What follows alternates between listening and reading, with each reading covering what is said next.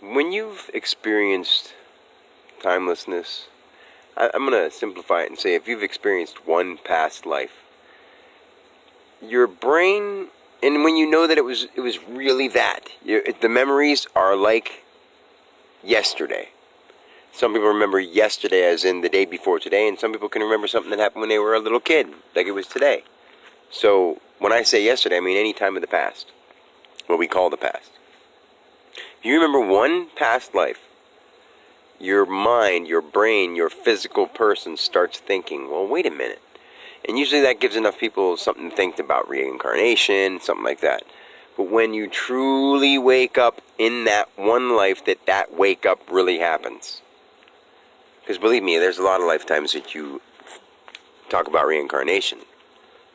But when all of those lives move on to what we consider a next being or whatever, that is just another thing that isn't real.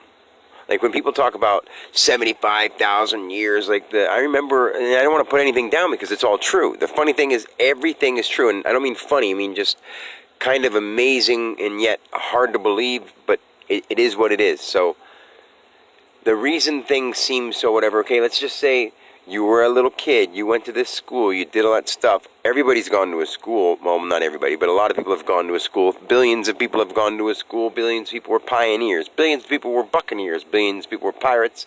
Billions of this, billions of that. Everything here, everything there. Star, space, galaxy, orbit. When you die, you realize none of it was ever there.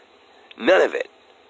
Not Jesus, not Buddha, not whatever. But the reason you're going to keep hearing it is because you're physical, listening to stuff and talking about stuff.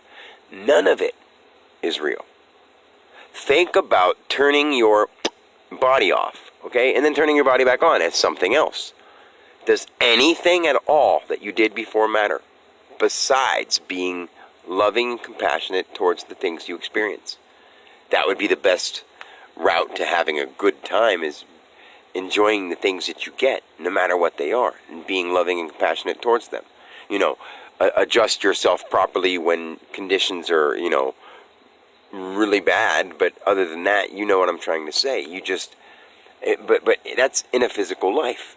When you're not in a physical body, there is more to it than this. There is more to anything that you could believe. Like the Akashic Records, you do know everything, but you can't talk about the past and the future because it's all pointless. The future, you can talk about it and tell people what's going to happen. But that's violating their free will.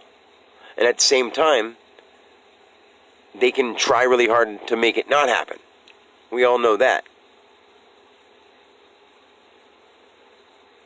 But knowing it and then seeing it without telling people, it's a good thing but a bad thing. I have to stay to myself. I have to not listen to things so I can get them out of my mind so they go away. People aren't trying to understand. They're too busy fulfilling their little needs, like eating crappy foods and having sex with people they don't really love and don't want to spend their life with or their time with. And you don't have to spend your life with anybody. Any moment is life. So when you say, I want to spend life with you, you don't have a whole life. Life is everything and everyone. So you can't say, I want to spend my whole life with you. You don't own your life. God does. The spirit inside you owns your life. And the only being that there is consciousness, is God, is the thing that moves around within every single living thing, cell, mineral, matter, period, anything. There's nothing but that. And that isn't a hypothesis or anything. It's the truth. There is no physical truth. There is a spiritual truth. Physical truths are just things that we learned so much, so embedded in us now that they're there. There was no math at once. They were just lines and symbols that meant something and didn't really mean anything at the same time. And we used them to start making sense of stuff so that we could start understanding things. Why? Because we had a brain.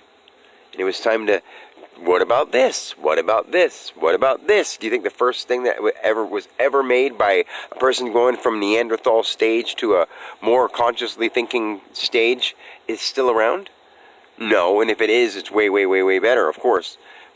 it's gone. So it didn't even really exist, but only for a period of what? Time. And where did time go? Gone with that being. What happened then is never going to happen again. But we could try to similarly say that this must be I could picture what it was like back in prehistoric days. I could picture what it would be like in the future. I could picture what it would have been like in like the 1700s. But guess what? The only reason that any of that makes sense is because you have such a long lifetime that you get distracted by every thought, not realizing that none of it is ever real. None of it. None of the words, none of the things, none of the anything. We're just learning how to be compassionate. That's the only thing there is. And those are just words too, but you know what I mean by the sensations and the feelings, the vibrations of those things.